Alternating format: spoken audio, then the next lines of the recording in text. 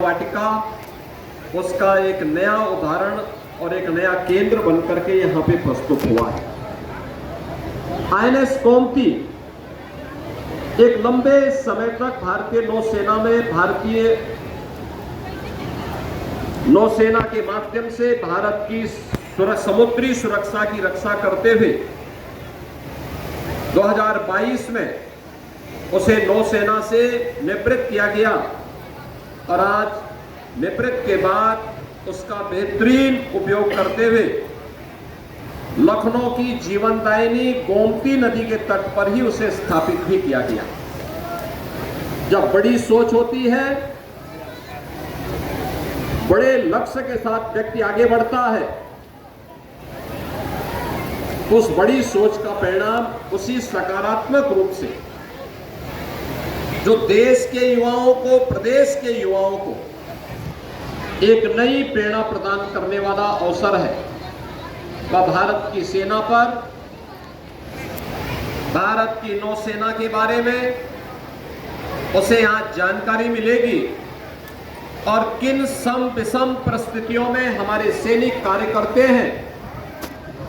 यह उनके लिए जीवन में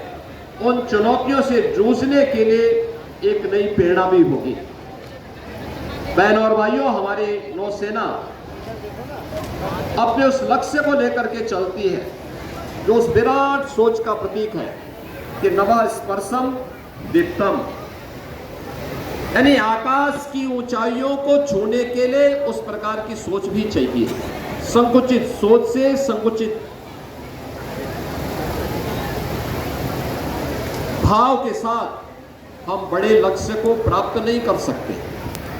बड़े लक्ष्य को प्राप्त करने के लिए उस प्रकार की विराट सोच भी चाहिए। और याद रखना, देश के यशस्वी प्रधानमंत्री जी ने देशवासियों के सामने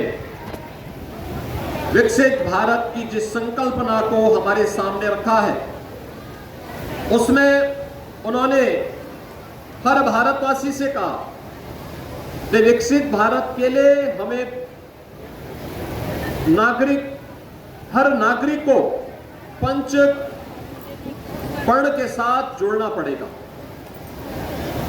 वे जो पंच प्रण है उनमें से जो सबसे महत्वपूर्ण है, एक उन्होंने उसमें से ये भी कहा था कि अपनी सेना के प्रति और यूनिफॉर्म धारी फोर्स के प्रति सम्मान का भाव हमारे मन में हो। जब भारत का सैनिक -डिग्री टेम्परेचर में देश की सीमाओं की रक्षा करता है, या रेगिस्तान में झुलसती हुई इस गर्मी में भारत की सीमा की रक्षा करता है, या समुद्र की उन लहरों का मुकाबला करते हुए भारत की समुद्री सेना समुद्री सीमा की रक्षा करता है, तब 140 करोड़ भारतवासी चैन की नींद सोता है। जब चैन की नींद सोता है तो देश के विकास के बारे में उस प्रकार की सकारात्मक और सोच को आगे बढ़ाने में सफल होता है। देश आगे बढ़ता है, सुरक्षा के बेहतर माहौल में ही विकास की योजनाएं प्रभावी ढंग से आगे बढ़ सकती हैं।